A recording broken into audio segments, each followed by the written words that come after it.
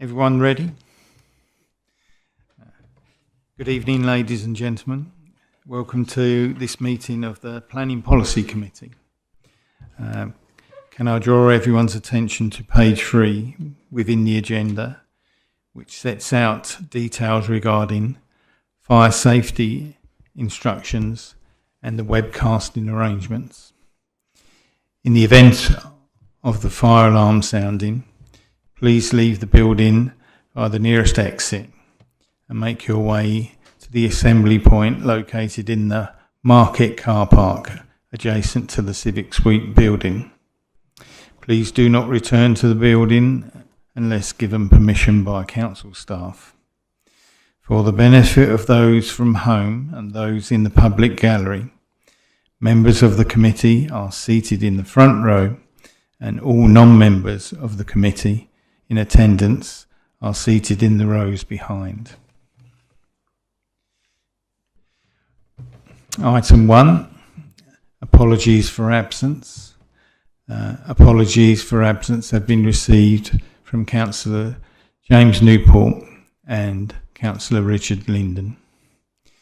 We have substitute members. We have got Councillor Matt O'Leary for Councillor James Newport. Item 2, minutes of the meeting held on the 16th of March 2026. Are the minutes agreed, members? Thank you. Item number 3, declarations of interest. Are there any declarations of interest? I don't see anyone indicating, so item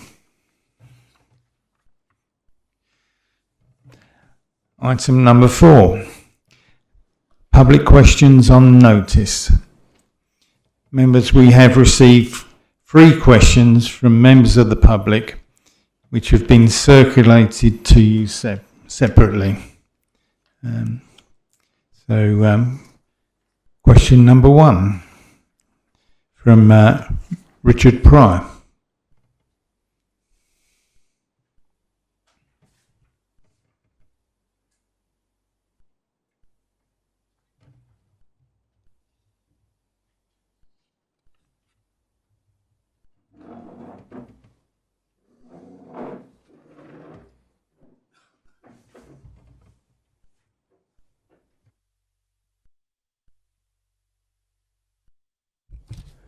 Hello.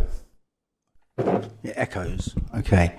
Having read the agenda report pack for this evening's meeting, I can see that the completion dates for all 11 outstanding evidence-based reports are listed only seasonally as summer, while the Regulation 19 consultation date is listed as autumn. With 11 years spent developing the local plan and approximately 8 weeks remaining to complete it for the Regulation 19 consultation council approvals, the challenge to produce a high quality, evidence-based local plan on time is significant. So could you provide me the specific completion date for each of the 11 evidence studies, as well as the specific start date for the Regulation 19 consultation? Please provide the actual due date for each item rather than seasonal timeframes. Thank you. Thank you for that. The Council has already completed a wide-ranging and extensive evidence base to support the local plan, which is available on its website. As set out within the local plan update report, there are there is a small number of evidence-based documents outstanding.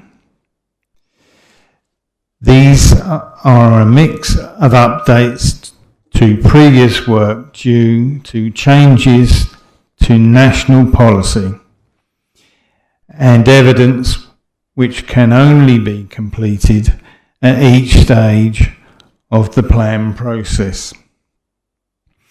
As set out in the local plan update report, all those reports are due to complete in the next few weeks.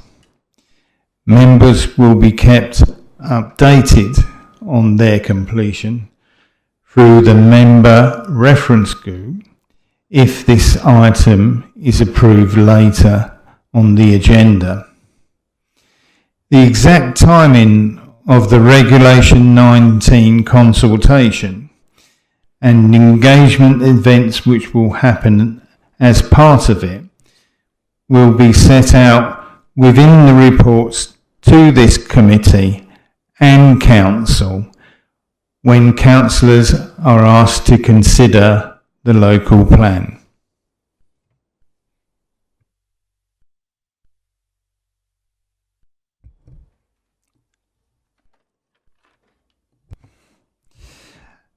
Mr. Pryor, you have the opportunity to ask a supplementary question. You didn't give an answer to the first one to my question, but that's fine. The second question I have relates to the first question. The local plan has been dogged by delays for 11 years, including late evidence-based reports and on occasion poor quality consultant work. One report repeatedly referred to Birmingham, apparently confusing our Hockley with their one there. Last November, residents raised serious concerns that the traffic assessment costing around £200,000 did not reflect the reality of our roads and it has to be redone. Now, with 11 key evidence-based reports due in the coming weeks and less than 7 weeks to use them to prepare the Regulation 19 local plan, my concern there's not enough time to properly scrutinise these reports for accuracy, reasonableness and robustness. What happens if the traffic assessment is wrong again? What happens if the Greenbelt review concludes that more areas can be reclassified as grey belt than we reasonably expected? There is no time available to challenge expert evidence before it is used to write the final plan. So my question is there an up-to-date local plan risk register to capture all these project risks and mitigations? Can it be published this week, please? If one does not exist, can I suggest that one is produced and made available by the end of this week? Thank you. Thank you, Mr. Pryor.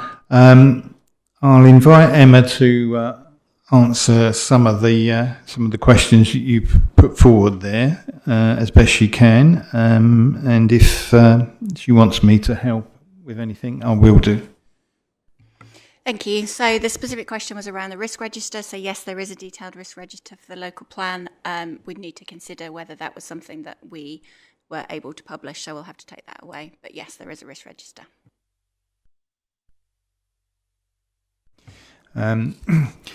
With regard to some of the other matters that you raised, we are where we are in relation to the process, and this committee is looking to try to maximise the time that we do have, and one of the opportunities to do that is with an item which is on the agenda for this evening, which will involve as many of our councillors as possible. So I hope that answers some of your question. Thank you very much.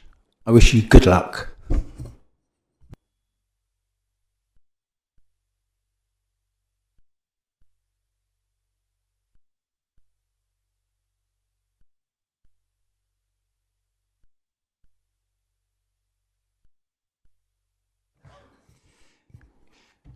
We have question number 2. Sorry. I've been messaged by members of the public they can't see the meeting properly. They're saying the screen is flashing.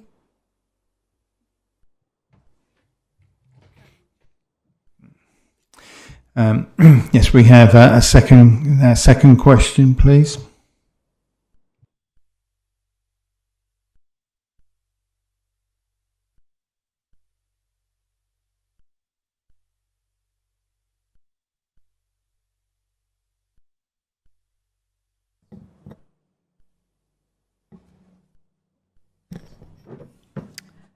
Hello, my name is Lorraine Baker. I have a question that I've put forward. It's what objective evidence demonstrates that healthcare capacity will exist at the point new residents move into the proposed developments rather than relying on future aspirations or unidentified funding? Thank you. The infrastructure delivery plan examines the growth proposed in the local plan and how it can be matched with the right infrastructure. In doing this, the consultants speak to all the providers of those infrastructure, including those provided healthcare facilities, so that they can be involved in and agree the infrastructure to be provided to support the plan.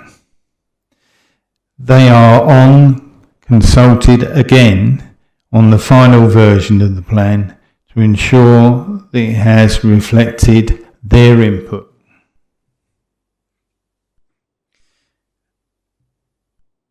Ms. Baker, do you have a supplementary question? The plan places welcome emphasis on healthy environments, but does not provide a convincing quantified assessment of whether the existing healthcare system can accommodate the planned level of growth.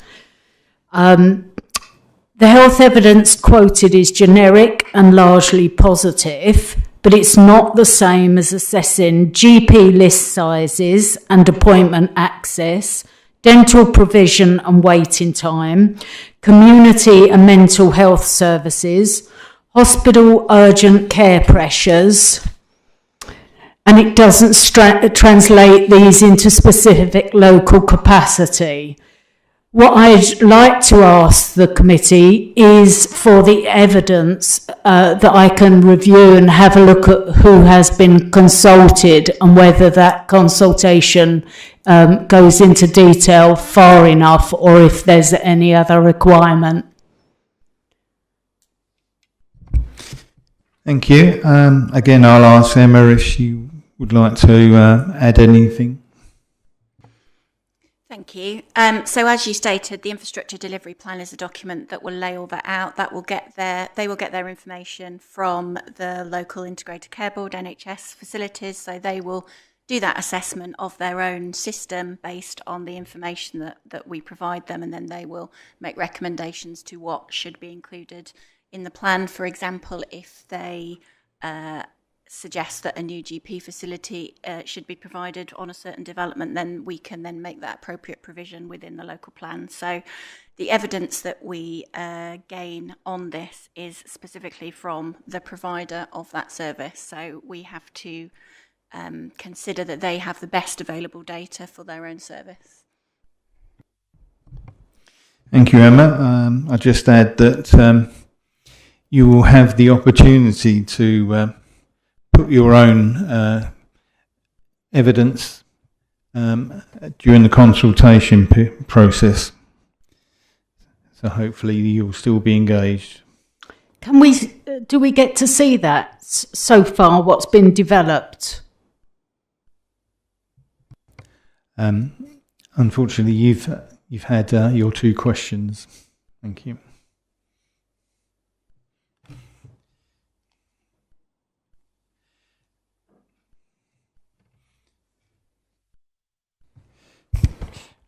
We've got a third question. Would the lady like to come and Thank you.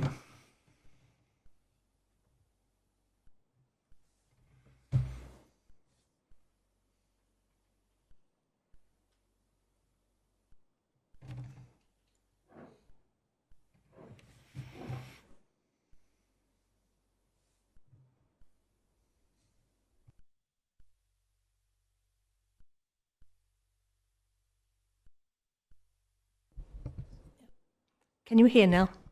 Thank you. In May, I invited councillors and officers, our local MPs and a myriad of local organisations and groups across the Rochford constituency to attend a local screening of the People's Emergency Briefing film on the threats to British life, from ongoing damage to nature and to our climate. Why? Because local authorities play a vital role in responding to these challenges. Councils are central to reducing emissions across housing, transport, planning and infrastructure, and to strengthening local resilience in the face of increasing flood risk, heat waves, food insecurity, and wider systemic pressures. And they also hold important responsibilities in relation to emergency planning, local resilience forums, and community risk assessment, making it especially important that elected members have access to the clearest possible scientific understanding of the risks ahead. However, 2 councillors registered and another 9 sent apologies. This is supposed to be an emergency, isn't it? Thank you very much. I'll deal with the matters relating to what this committee is here for.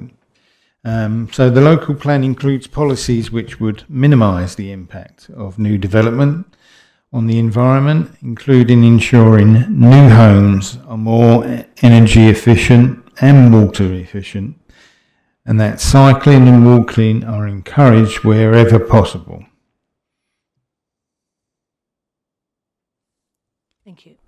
Do you wish to put forward a supplementary question?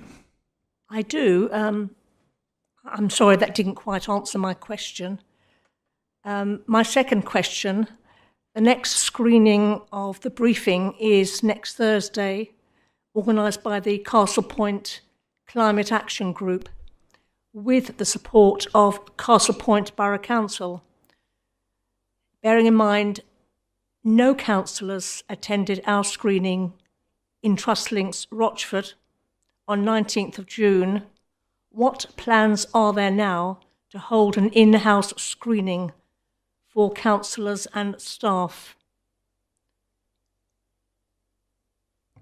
Thank you. I don't know if Emma's got any comment to make.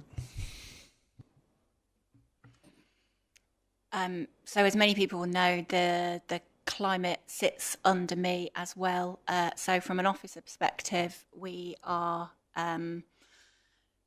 working on all our services, making sure that we are taking into account the impacts of climate change, but there are no plans at present to internally screen that briefing to staff, but I'd have to hand back any councillor potential briefings over to the chair to answer, I think. Thank you, Emma. Thank you for providing us with the other opportunity to go and view this. It's down to each individual councillor to decide if they wish to participate. But at least we do know there is another viewing available. Thank you. Thank you.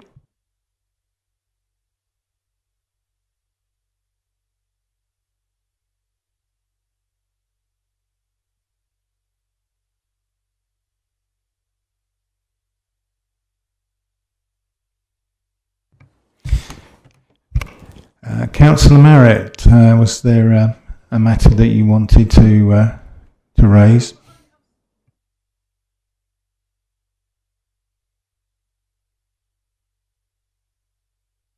Yes, it was sort of related to what the public have asked for. I'm coming from a little different angle, because I think we could do with a list of completed studies that are relevant to the local plan. Because when I go on the RDC website, there is a very long list of various studies. Some of them are rather old. And what I was thinking, it would be useful for both councillors and interested members of the public to have an easily accessible list of what has been achieved and what is going to feed into the emerging local plan. And also, if that could be put onto our social media, just so that residents have got something at a glance guide to what's happening. Just something a little bit more user-friendly than a long list of studies, some of them going back 10 years or more, what we've got on our current website. Thank you very much. Thank you, Councillor Merritt. Emma, is there anything you wish to add? Thank you. Yes, as you say, there is a fully comprehensive list of those on our website. They are split into individual subject areas. So if you're interested in a particular subject, you can click on that and expand. So hopefully that gives you a sort of little extra sorting mechanism. And we'd certainly encourage residents and members to look at that list. I can certainly take it away to think about the comms on that and whether we can highlight that in some different ways to residents so that it's really clear. But I think on the consultation portal, I think there's also a list of some of the key documents as well. So that may be a shortened list, which again might be helpful, and we can perhaps talk to comms about how we can highlight that list, because that's probably your most important documents are already published there. So yeah, if you leave that one with me, we'll take it away. Thank you for the input. Thank you. Thank you. Right. We now move to item 5, member engagement in local plan process. The report begins on page 15, and I'll ask the Director of Place to introduce this item. Thank you. Thank you. So as we've already spoken about, we have a tight timescale now to move forward with the local plan. So as part of that process, we want to make sure that there are opportunities for members to get involved in those discussions and information sharing outside of the formal planning policy committee. Just to be clear, nothing within this report is decision making. All of these are purely for information gathering. Decisions remain with the Planning Policy Committee and full council. So we're proposing sort of three types of briefings really. All member briefings. Members will be familiar with the format of these. We'll do them on Teams in the evening, available for all members. That could be officers, it could be specialist consultants coming to provide some more information on some of the evidence-based studies or the draft local plan, for example. We're then proposing a councillor reference group, and we're proposing that the makeup of that is made up of members of this committee, plus any political group leaders of the council who are not on committee and who wish to attend, and chaired by the chair of the Planning Policy Committee. So again, this is a group that will perhaps consider those draft evidence-based documents in a bit more detail, and have the opportunity for members to ask questions of officers and discuss the plan and its evidence base. Then finally, as we did in the previous, before the Reg 18 consultation, we're intending to hold some political group drop-in sessions, which again we had positive feedback from those last time, and an opportunity for individual political groups to ask questions of members of the team before the local plan is out for consultation. So there are some terms of reference for the councillor reference group set out in Appendix A of the report, and if approved, those groups would start immediately, and there will be dates going in the diaries tomorrow probably to make sure that members have got those dates in the diary. The third element of this is, as you will remember, for those of you who were on the committee last year, we discussed the liaison group between Rochford and Southend, which is dealing with and guiding the report that is being done on land north of Southend, south of Rochford. So we are proposing that the committee approve attendees. They aren't nominated in the report, so it's for you to nominate attendees either this evening or after the meeting. And so that's the recommendations. Happy to take any questions or anything else. Thank you. Councillor Belton. Thank you, Chairman. So in regards to the councillor reference group, firstly, I'm in support of all of this happening. I think it needs to happen given the time frame.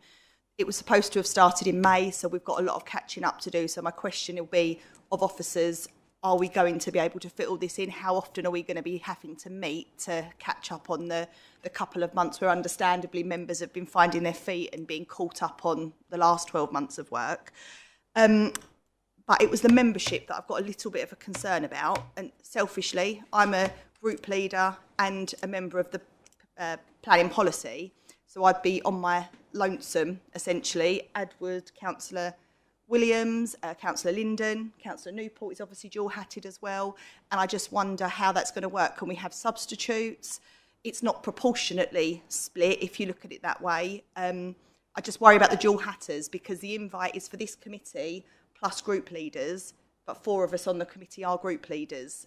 And I just it doesn't seem like the invite's quite right. So I wonder if maybe the chairman would consider looking at how we could make that work and to ensure that we've got a good split across the district, because we know the important thing here is looking at the district as a whole, not in silos. So just making sure that everyone's comfortable that everywhere from Rawrath to Fowness is kind of represented. So that was my feedback. I think we need to do it, but will we be allowed substitutes? Is there any consideration where you've got a dual hatter? Could we nominate someone else from our group to be that extra person to provide the support so that it's not on one individual to provide all the information back and forwards, especially if we're meeting regularly? I'll leave it there. Thank you. Emma, have you got any specific comments relating to that? Yes, thank you. So just in terms of the timings, it's highly likely that there will be either a meeting of the member reference group and all member briefing or a planning policy committee probably every week for the next couple of months. So apologies, it is going to be quite a time-consuming process, but I think important to have that. In terms of the membership of the committee, I think as officers, as long as the meeting doesn't become too unwieldy, I think we're relatively comfortable with whatever membership that the committee thinks is appropriate. But as I say, I think for us, we don't want it. We don't really want 20 members or so there. We need to keep it as a group that can work positively and discuss. And again, what we propose in the terms of reference and in the report is that anyone who is on that group reports back to other members of their party, so that everybody is getting some feedback from that group. Thank you, Councillor Belton. Thank you. Thanks for that, and hopefully we can just discuss what that looks like accordingly. The only other point I wanted to ask about was the transparency of those meetings, because we put all meetings last year in the public domain because of the controversial nature of local plan and the sites. And I wonder, are there going to be notes taken? I appreciate the meeting might not be chosen to be in the public because it's sort of conversational rather than formal, but can notes be taken of those meetings, at least that we can then send those back to our group members so it's not all on interpretation and there's no misunderstanding or contention. So I don't know what the thoughts were around that. It's not clear if it's going to be a, not necessarily minuted, but certainly noted meeting. I think would be useful given how important it is. I don't see any reason why that can't be done. Emma? Thank you. Yeah, as you say, I don't think we wanted to formally minute the meetings, but certainly happy to share sort of a broad overview. I think our view was perhaps we could share those as part of the, as well as you being able to share them with your groups, we can perhaps share a summary of those as well as part of the chairman's report for these committees as well. And that was also the intention for the Land North of Southend, South of Rochford notes as well, that they would be shared as part of that chair's report, so that even if you're not at committee or if you're a member of the public, you've still got some oversight of that. Councillor O'Leary. Thank you, Chair.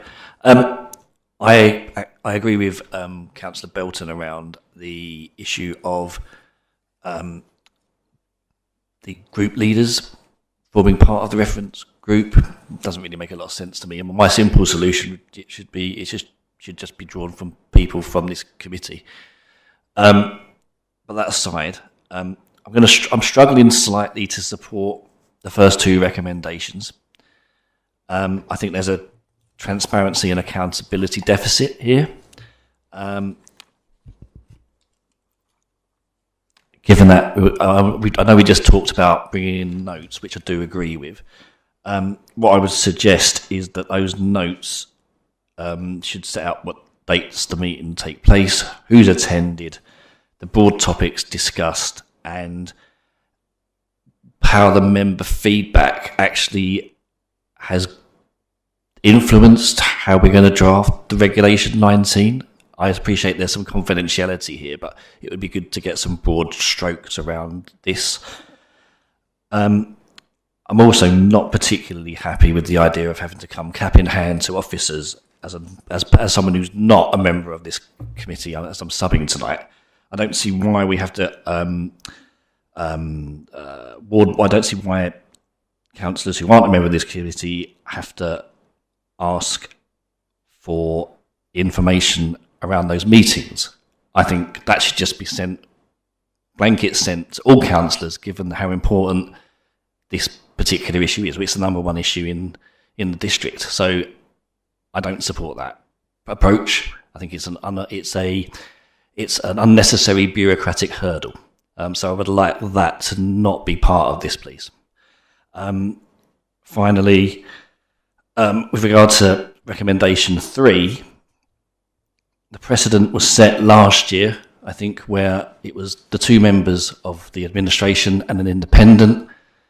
So on that basis, it would make sense to me then that Councillor Hookway and Councillor Callaghan, as the 2 members of the administration who are part of this committee, should be on that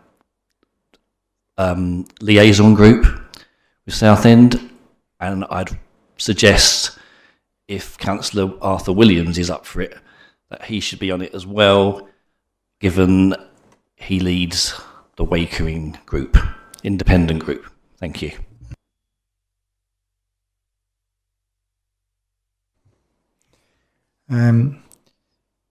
Thank you to Councillor O'Leary. We'll take your proposal in due course. Emma, is there anything that Councillor O'Leary has brought forward that you want to comment on? Thank you. So, in terms of the broad areas that you were thinking of the notes, yeah, that was the same as sort of we were thinking. If members of this committee are content that those notes are sent to all members rather than those who were just in attendance, then we're happy to do that. It's not part of the recommendation, so if I see nods around the chamber, then happy to do that as part of if the recommendation is approved and we set them up. So certainly we can do that. Sorry, Emma, I missed the last bit that you said there. Sorry. I think I said certainly we can do that. Right, thank you. Councillor Reeves. Thank you, Chair. A couple of things, please. I'm just concerned, as Councillor Belton has suggested, why it is that these particular meetings are going to be confidential. We're all very well aware of the public interest in this, and because of the chance of misinformation getting out, I would think that this actually shouldn't be confidential. I'm just wondering why it is that that has actually been put in on this particular group of it being confidential. The The other thing is on the representation of members, especially on the Southend liaison group. I think knowing some of the stuff that's been going on there, I think to actually put people on there who don't know the history of what's actually happened there will give an advantage to Southend. And so I would suggest that it should be people who have got a knowledge of what actually went on last year that should be on that committee. Thank you. Councillor Belton. Thank you. Following on from that, I think Councillor Eaves makes a good point. I think it's absolutely right that the chairman of this committee should be on that panel if you're comfortable to. But I would certainly support someone like Councillor Eaves, who's got the history and won't be strong-armed by Southend given the opportunity to have any undue influence, given that it's such another controversial, influential site. So I know we're going to get to the point of political makeup, but I do believe that Councillor Eaves would be a valuable asset. I don't know if Councillor Callaghan or Williams even wanted to be on the panel, but certainly if there's an opportunity to, someone with some history on the matter would add value for our council to that debate, I'm sure. Thank you. Thank you. Is there anyone else who would like to comment before we move on? I'll ask Emma to speak for that question. Thank you. On the confidentiality point, so I think what we're suggesting is that the notes, broad notes of the meetings will be in the public domain, but the reason for the confidentiality there is that we believe that members may be more comfortable having open and honest discussions if they know that it's not going to go on social media the next day that someone says, well, so-and-so said this about this site or this about that site. So we definitely want to make sure that the, as we said earlier, that the broad notes of the meeting, what was discussed, the time, who was there, and some of the sort of key themes from it. But I think the confidentiality point is around an actual, say, recording or detailed information that might be circulated. And also it may only be draft if we are looking at getting a consultant in to talk to you about the draft of a document. Again, that could go to misinformation if that is taken as fact, when actually the point of the member reference group is to feed back on that to make improvements to it before it's published in the public domain. So that's the reason for it within here.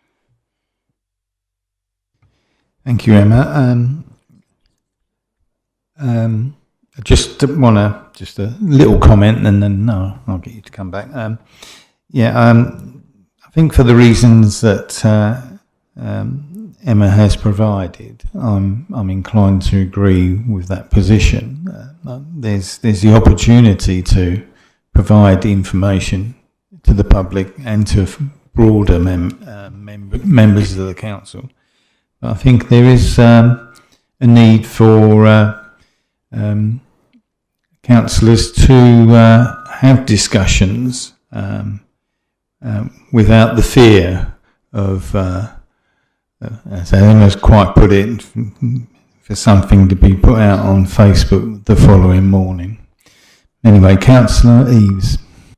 Thank you. On that, I'm not really sure what Emma is suggesting now, because she's actually said that, if I heard you right, that we would be willing to put something out in the public domain, but confidentiality remains in Appendix A, which is what we're actually voting on. So I'm a little bit unclear as to how you're suggesting this. I get exactly what you're saying, Chair, but I'm also aware that we do not want to be accused of making decisions behind closed doors, as has been made against us in previous years.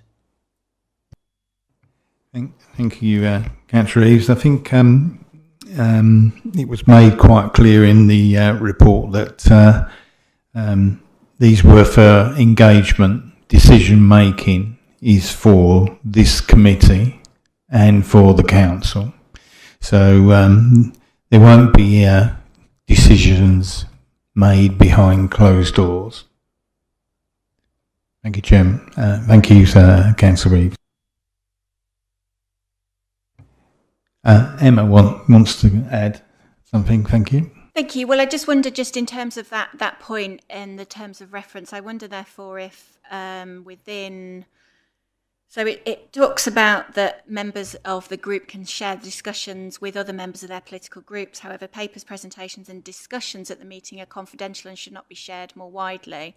And then it goes on to say any member of the council could request these papers. Presentations or notes of the meeting, providing they also abide with the confidentiality of the papers. So maybe it should say the confidentiality of the discussion, because it's the discussion that is the particularly bit that I think we want to remain within the opportunity of the group. And some of the, as we said, some of the notes will then be going to the Planning Policy Committee, which I think it does say, again, within the terms of reference. But happy to amend the wording to better reflect the discussion. Thank you, Emma.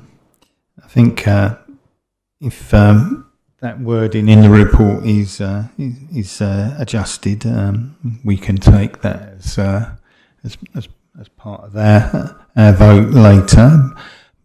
Councillor Belton. Thank you, Chairman. I think getting the wording right is going to be critical, because as someone who's individually been on the wrong end of a lot of the noise on social media, and the reason we wanted things to be so transparent last year to avoid some of the misinformation, I think it's really crucial that we understand what we can put out and what we can't put out. So if the notes, because that said it's just for members, but then in an earlier response it was said we could make that public as well. So I think we need to understand as members what can and can't be shared. I'm of the opinion that the notes should be able to be shared, but as you've said, it doesn't do the discussion. It talks about the topics, the time and who was present. I think that's a reasonable balance, so the public know who was discussing what in general, but not who said what. But we've got to be really clear, because we do know that some members of this council are quite comfortable just sending information on to residents, and we need to understand what we can and can't do so that we don't end up in hot water. Thank you, Councillor Belton.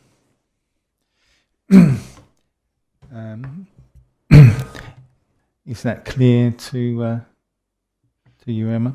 Yes, so I think there's probably a couple of tweaks in there to reflect the conversation, so that it's clear that there will be one single set of notes that is circulated to members, all members of the council after the meeting, and then it will be reported to the next available Planning Policy Committee. So there'll be a single set of notes for that.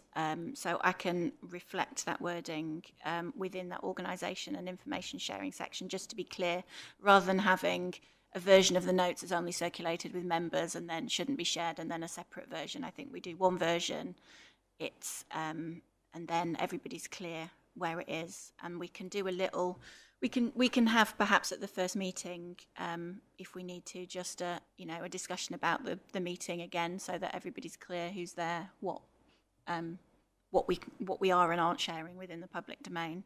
But just to reiterate, just as we're getting towards the end of the debate, these are discussion groups only. There will be no decision making at these groups.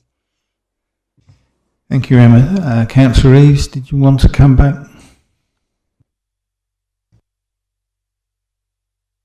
On the matter of wording, can I suggest then that the third paragraph from the end be changed, instead of any member of the council may request papers, to all members of the council will receive papers, and that regular updates, the following update, regular updates will be taken to the planning policy, which will discuss the contents of those meetings. I think that would provide the confidentiality that you need, but also the transparency to the public of what we've been discussing. I think that's appropriate, Emma. Okay. Yes. Thank you, Councillor Reeves. We'll get the wording adjusted to reflect that. Thank you.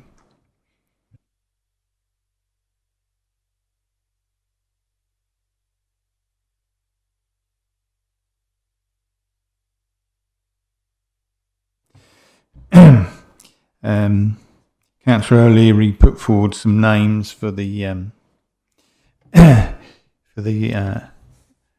liaison group.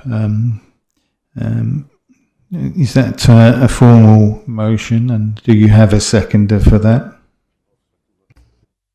Yeah, I'll propose that. Seconded by Councillor Capon.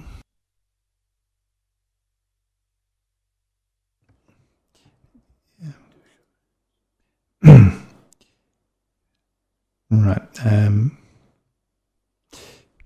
Members, I will now move a motion that recommends on pages 15 and 16 to be approved. And can I have a seconder?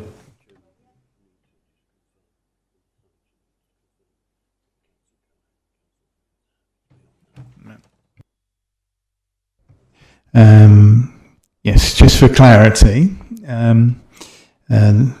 the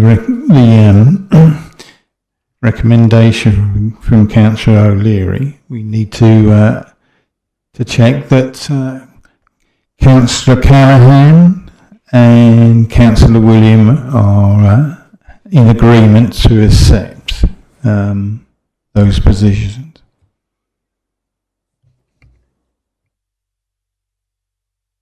If I may, Chairman, I understand that Councillor Eaves has had a lot more experience last year on this, and I am happy to stand aside should that prove beneficial for the council.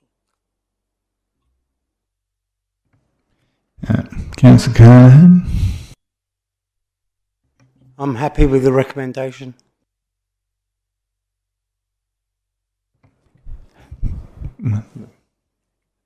Right. Councillor Williams, are you withdrawing yourself? Yes, in favour of Councillor Eaves. Thank you. Councillor Lee, do you wish to amend your motion? Sure, I'm more than happy to support Councillor Eaves. Councillor Lee, are you happy to take the Be position? part of this circus? Yes, why not? Thank you on that basis. And Councillor Capon is happy to second that too.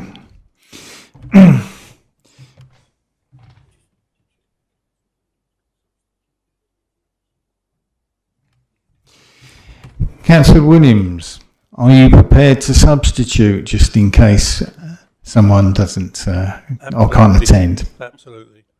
Thank you. Chairman. Councillor O'Leary. Okay, so have we sorted that out? Because I've got a question just before we go to the other recommendations. I believe we've managed to get to the end. Yeah, thank you. Yes, sorry. So before we go to the recommendations, I just wanted to clear up what we're doing around the reference group membership, because we haven't cleared that up. Because there was some confusion around, are we going to have group leaders or not, or how are we going to, as Councillor Belton brought up earlier. Thank you.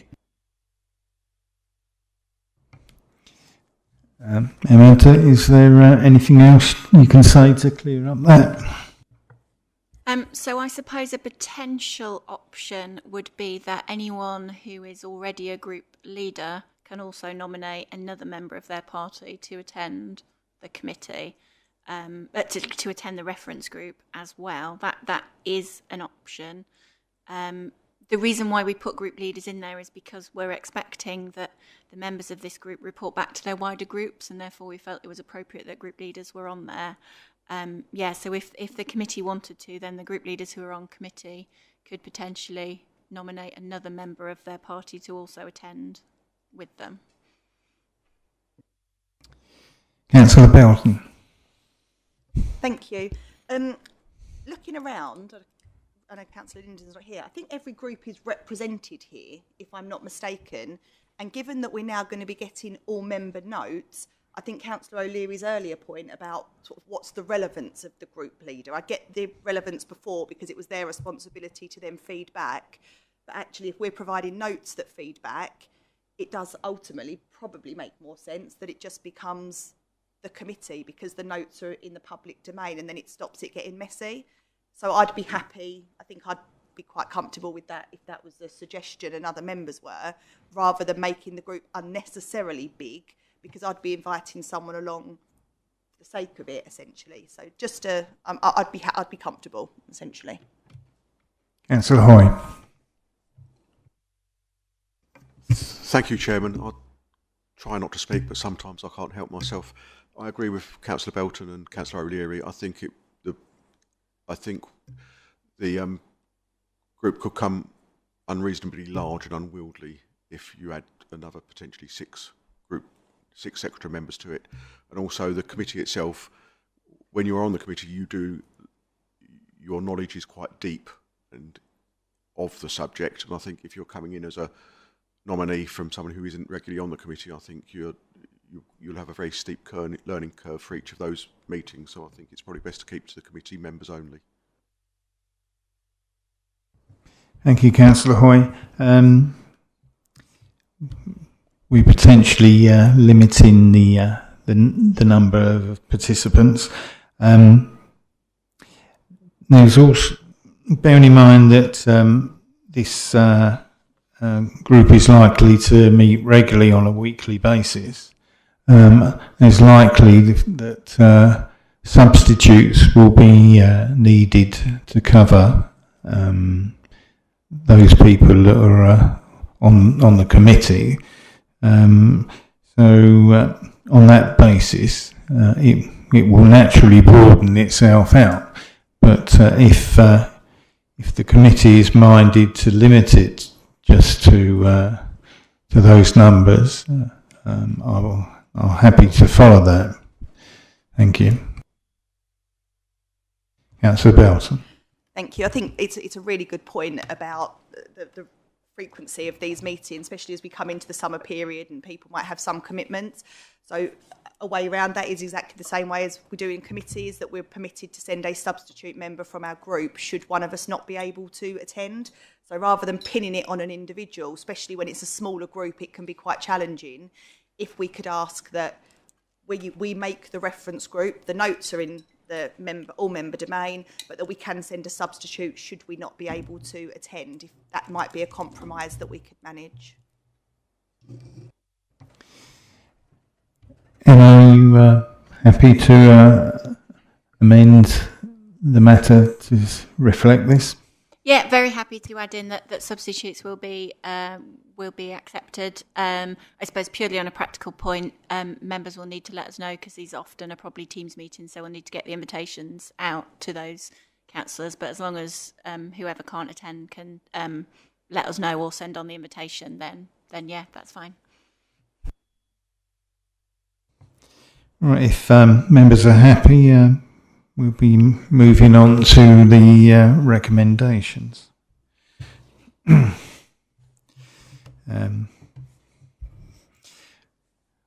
Obviously, we'll take into account the amendments to the reports. So, members will now move a motion that the recommendations on page 15 and 16 be approved. So, can I have a seconder? Councillor Capon, thank you. We will now vote on the recommendations. Members are happy for me to take these en bloc or separate. Okay. So if we could have a vote via show of hands, those for. Thank you. That's unanimous. Thank you.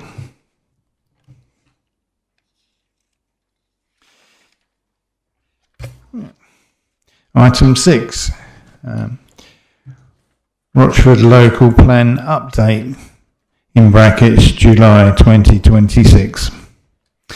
The report begins on page 25. Jonathan Coulter will introduce this item. Thank you. Thank you, Chair. This report provides members with an update on progress in preparing the Rochford Local Plan. In particular, it provides an overview of the information contained within Table 1, setting out the current status of the key technical evidence-based studies supporting the plan, an update on the Regulation 18 consultation undertaken earlier this year, and a summary of the ongoing work to prepare the proposed submission Regulation 19 local plan. The preparation of a local plan is a complex and iterative process that requires the careful consideration of consultation responses alongside a wide range of technical evidence covering matters such as transport, infrastructure, flood risk, viability, heritage, the natural environment and other strategic planning considerations. As reflected in Table 1, several studies are currently being finalised or updated to ensure the emerging plan is supported by a robust, proportionate and up-to-date evidence base. Since the close of the Regulation 18 consultation, officers have been progressing the review and analysis of representations received, whilst continuing to prepare the supporting evidence base and refine the emerging policy framework. These work streams are being undertaken in parallel to ensure that the key issues and matters raised through the consultation process can be considered alongside the latest available technical evidence, enabling policy development, site assessment and plan preparation work to be appropriately informed. This approach also supports the efficient use of council and consultant resources by allowing evidence gathering, analysis and policy drafting to progress concurrently within an integrated programme of work. The outcomes of this work will inform the next Regulation 19 local plan and the supporting documents that will accompany it. The Council remains committed to preparing a robust, evidence-led local plan that reflects local circumstances, responds to consultation feedback and meets relevant national planning requirements. Work continues to progress in accordance with the Council's adopted programme for plan preparation, and further updates will be provided to members through the appropriate governance processes of future meetings. This report is therefore intended to provide members with a factual update on progress to date and the next steps in ongoing preparation of the Rochford local plan. Thank you. Thank you. Do members have any questions on this item? Councillor Hoy. Thank you. Sorry, I'll get nearer. Thank you, Chairman. I just want to start by saying I welcome the progress that's been made since the last update in March to this committee. It's at least partially encouraging to see that consultants have now been appointed for the remaining evidence-based studies, and the work is now progressing across this range of important technical areas. However, having read the report carefully, I remain concerned about the programme and the amount of work still to be completed before Regulation 19. The report shows that virtually every major piece of technical evidence is due for completion during the summer. That includes the transport assessment, the second stage, infrastructure delivery plans, Greenbelt review, strategic flood risk assessment, water cycle study, viability assessment, heritage assessment and a number of other key documents. These are not simply supporting papers, they are the evidence upon which the local plan will either stand or fail at examination. At the same time, officers are still processing the responses from Regulation 18 consultation and refining the spatial strategy, site allocations and planning policies. We're also told that a consultation feedback report will be coming to a future meeting, which I think is later this month, if I understand that correctly. The report states that Regulation 19 is scheduled for committee and council consideration by the end of the summer. I assume that's the 27th of August because there's no September or October meeting. Yet most of the remaining evidence is also due to be completed in the same period. That inevitably creates a very compressed timetable, which I've mentioned previously. I also note that the council's own risk assessment, as it is, identifies the risk of failing to meet statutory deadlines, changes to national planning policy, the possibility of the plan being found non-compliant or unsound at examination, and the risk that insufficient evidence or inadequate infrastructure planning could undermine the plan's effectiveness and credibility. Those are significant risks, and I think it's right the committee fully understands those. I want to be clear that our objective should not simply be to submit the local plan by December. Our objective should be that Rochford submits a local plan that is evidence-led, legally robust, capable of withstanding independent examination, and that one that commands public confidence, our residents' confidence, that we have taken into account their views on this. With that in mind, I've got 3 questions, which are to the Chairman and or to officers, as the Chairman sees fit. Firstly, can you confirm that every evidence-based document listed in Table 1 of this report will have been completed, published and available to members before this committee is asked to consider Regulation 19 and the local plan. Secondly, if any of the remaining evidence, particularly the Transport Assessment Infrastructure Delivery Plan or Greenbelt Review, identifies significant issues affecting the proposed spatial strategy or site allocations, is there sufficient flexibility within the current timetable to amend the plan before submission? Finally, the report identifies a number of risks to the programme, including delay, insufficient evidence and possibility of the plan being found unsound, as I've mentioned already. Of those risks, which one do you consider to be the single greatest threat to achieving submission before the government's December 2026 deadline, and what specific mitigations are in place if that happens? Thank you, Councillor Hoy. I'll just state that your statement prior to your questions, the last piece, I think is... I don't know if there'd be anyone in this room who's not in agreement with that. But I will ask our officers to look to answer your 3 questions. Thank you, Chair. Thank you, Councillor Hoy, for the questions. I think it's important, and as you've reflected, certainly the timetable is tight, and it's obviously important to remind ourselves that we're working within a very tight deadlines that have been set by government.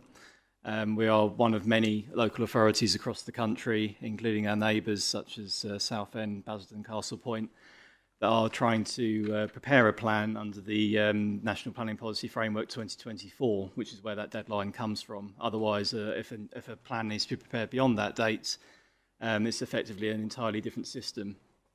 So obviously those decisions that we've made in the past around timetables have been in understanding of that, really, and obviously the imperative nature, as you've correctly stated, in ensuring that we've got an up-to-date plan, and I think that there's general, obviously, understanding of that.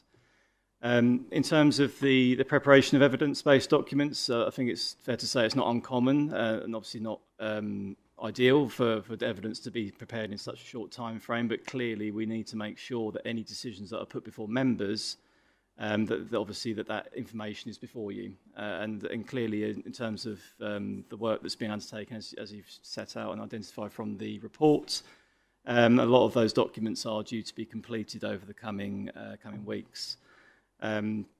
So certainly in terms of our intention to inform members of that and give them information, obviously referring back to the previous item, the reference groups will be really important in terms of facilitating that information sharing, so that you're informed before that those decisions come before you, future committees and full council. So that's really, I think, in terms of where that position is. In terms of your second question around the key documents, yes, transport assessment, Greenbelt, infrastructure delivery plan, as many others obviously, but those in of themselves do pick up on a lot of the key matters that members of the public rightly will identify in terms of their concerns when it comes to trying to deal with the challenge of looking at future growth. So those in particular, I think, would be items that we would want to focus in on for future member reference groups, and to really sort of like give a better understanding of what those mean in practice.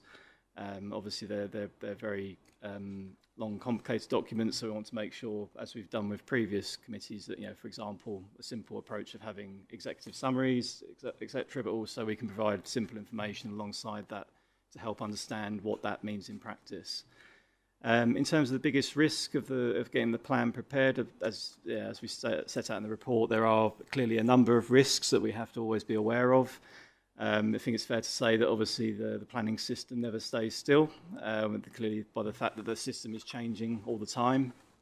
But we are obviously keeping abreast of that. We're making sure that as officers that we're keeping up to date with any intended updates. Obviously, we've got the forthcoming update to the National Planning Policy Framework. Technically, that's not applicable to this plan, but equally, we want to make sure that if we can, that we're future-proofing that plan if there is anything coming forward. Obviously, as of today, that hasn't been published, but there is a draft that was consulted and this committee agreed a response to, so we have an understanding of what's possible from that.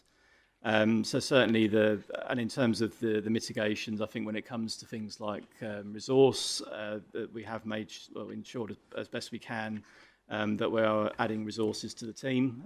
So we have got additional consultant resource within the team that provides sort of additional experience of preparing these documents and reviewing policies, etc. And obviously, with regards to the management of our consultants, we're maintaining obviously close conversations with them to ensure that those projects are on track, and if there are any other identified issues, that we're trying to deal with them as soon as we can. So hopefully that helps in terms of an answer. Thank you. Emma, have you got anything to add?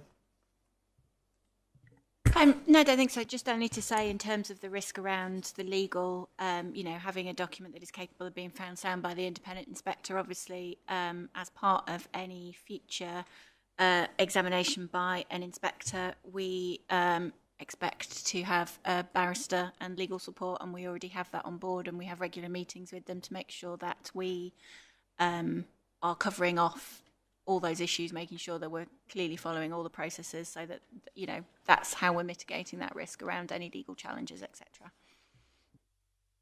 Thank you, Emma. Just like to state that to members that I will be and have been seeking regular updates on how the progress is going with the various reports. So be aware that I will be on top of that. Thank you.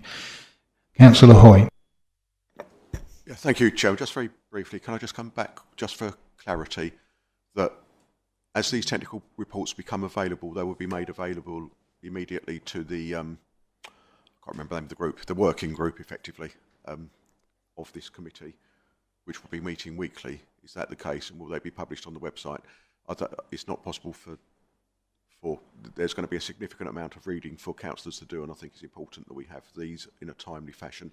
And also, I believe residents should have it in a timely fashion. I don't think they should be given these reports as part of a report 7 days, 5 days before the actual meeting for them to consider as well.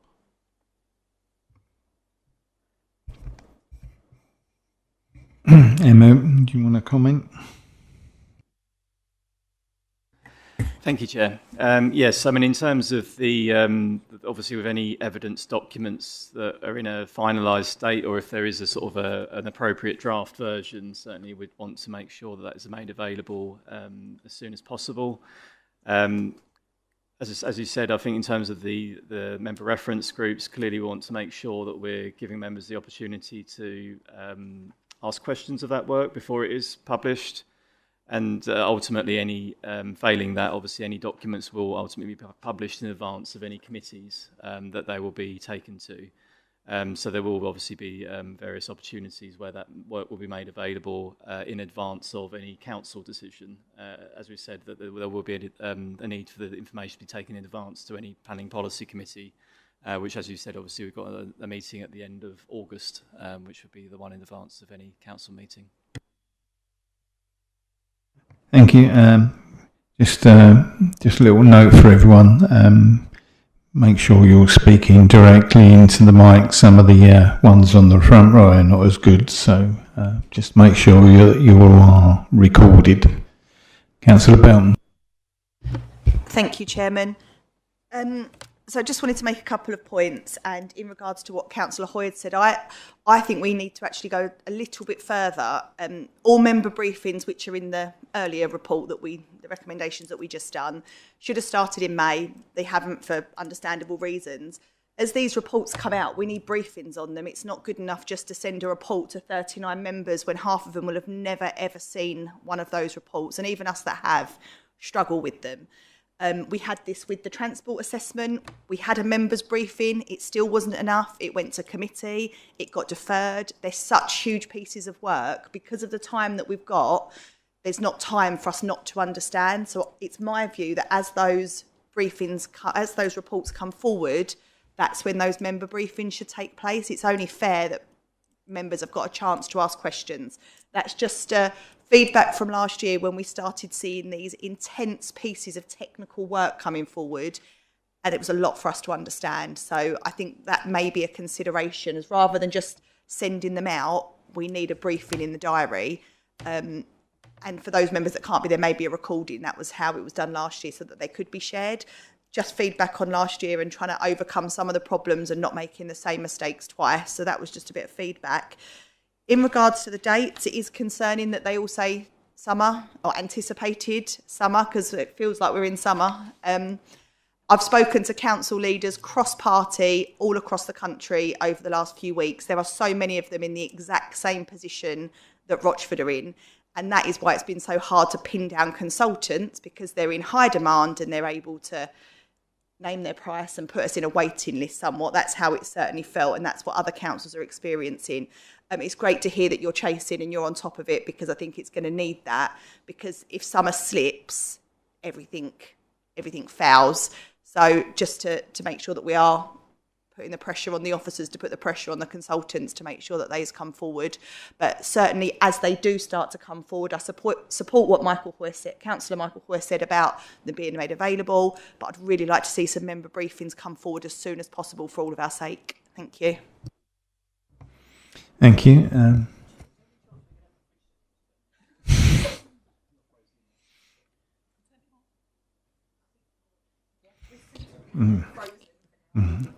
Okay, we.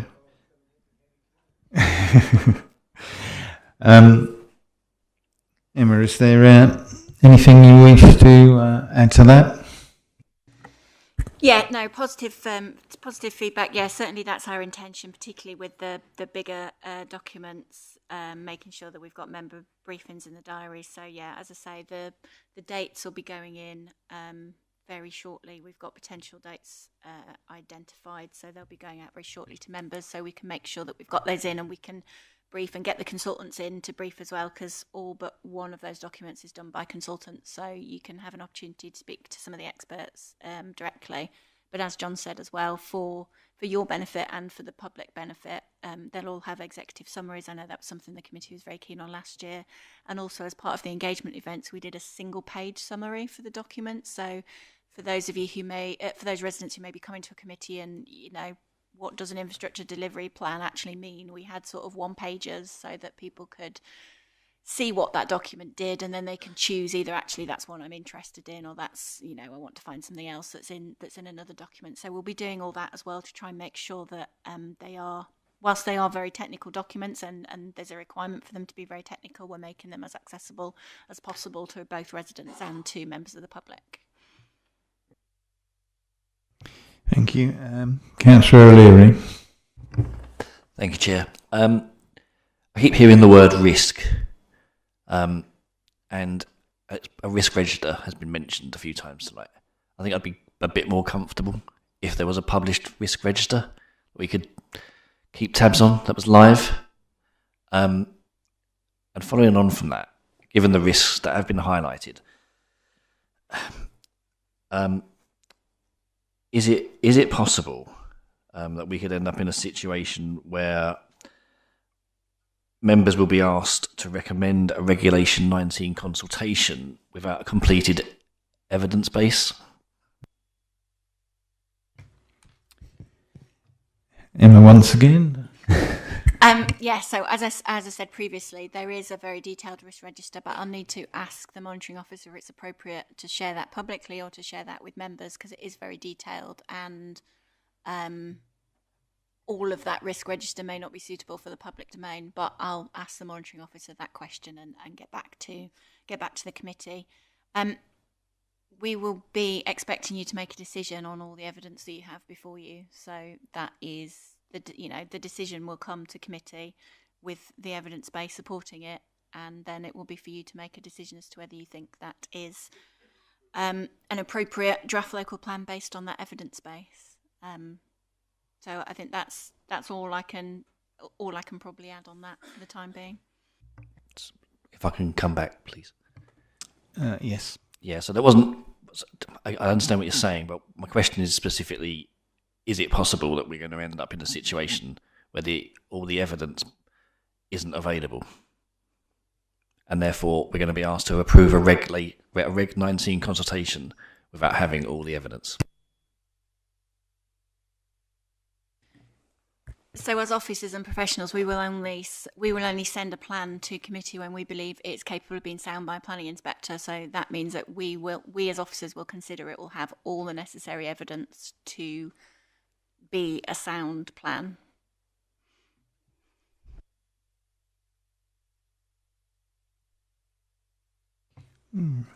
Right, I think, is there any more questions?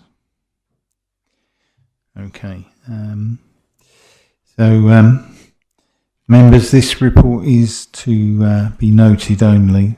So, are you happy with that? Thank you. Well, item 7, East Coast Recreational Disturbance Avoidance and Mitigation Strategy, in brackets Essex Coast RAMS, revised April 2026. The report begins on page 33. Jonathan Quilter will introduce this item. Thank you, Chair. Members, this report concerns the Essex Coast Recreational Disturbance Avoidance and Mitigation Strategy, commonly known as Essex Coast RAMS. The purpose of this strategy is to protect internationally important coastal habitats and bird populations from the cumulative effects of recreational activity associated with housing growth. Evidence shows that additional residents can lead to more visits to the coast for activities such as walking and dog walking, which can, over time, disturb sensitive feeding, roosting and nesting bird populations. Essex Coast RAMS is not a new initiative. Rochford adopted the original strategy in 2020 alongside the other Essex partner authorities.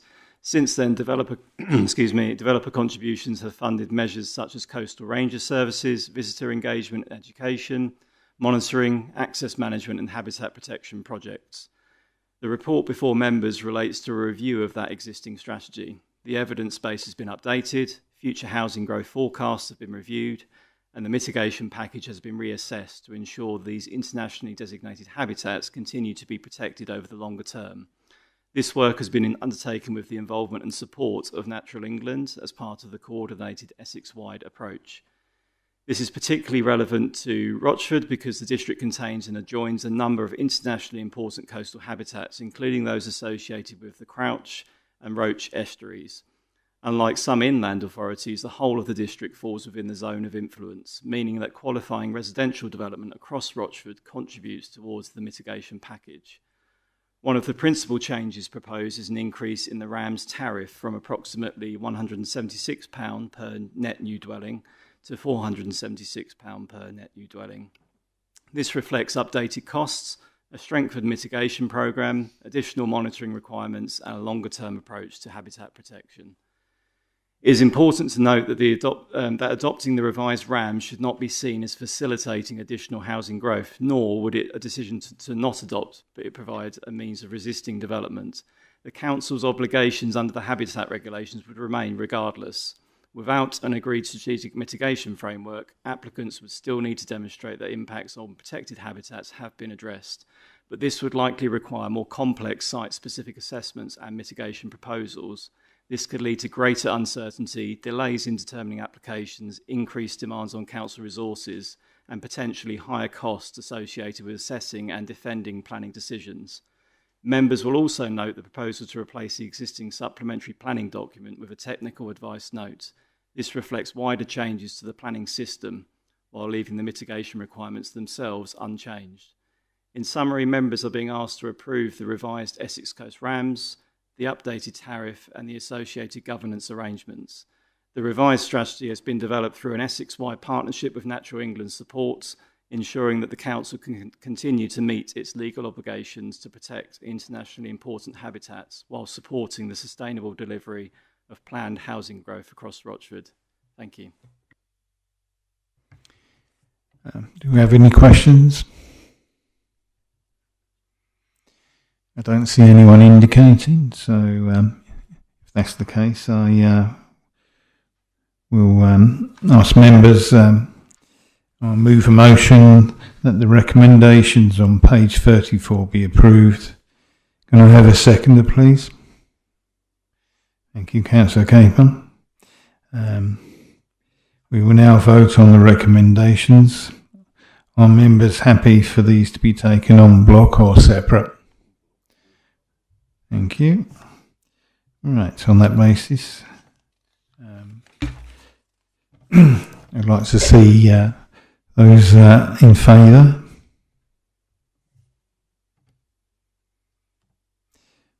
That's unanimous. Thank you, members. Right, we now move on to item 8, work programme. The report begins on page 283. Any questions relating to this, please?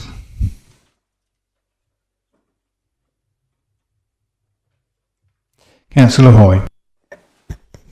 Not necessarily about the work plan for the committee, but could you please try and publish a work plan for the working group, because I keep forgetting the name of it. Reference group. Member reference group. Can you please publish a diary for that, please? Because for members of the committee, it's going to be quite important we understand when these meetings will be, particularly if they're going to be weekly. And as soon as we can populate that with the work that's going to be happening in each of those meetings, that would be very useful as well. Thank you, Councillor Hoy. Do we have a couple of the dates already arranged?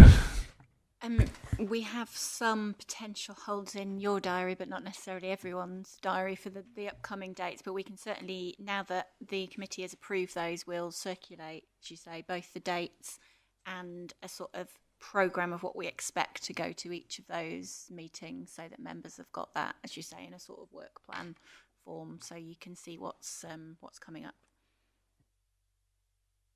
Councillor Belton. Thank you, Chairman. Just for my own understanding, the 27th of August meeting for the Reg 19, when it's going to come through as a draft, are we going to have to individually approve all of the core reports? Because obviously previously we've approved, not approved as it were, the transport assessment and so on.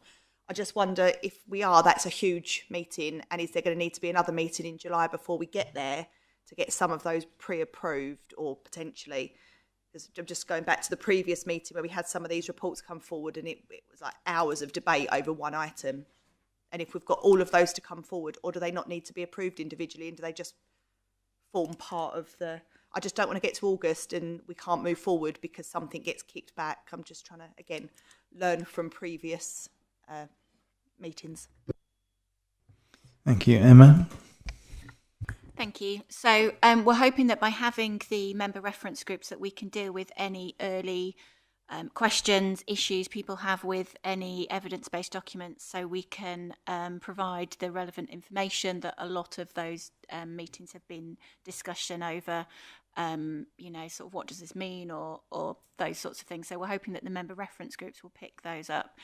At previous committees, we have noted rather than approved evidence-based documents, and we have done that individually, but due to time, I think our intention is on the 27th of August that you'll be approving the local plan and its evidence base, but that may include a noting of the full evidence base rather than discussing each of those documents individually.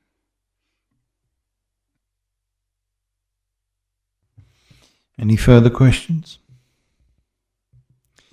Okay. Members, this report is for noting only, so is that noted? Thank you. That now concludes our business for this evening. Thank you all for your attendance.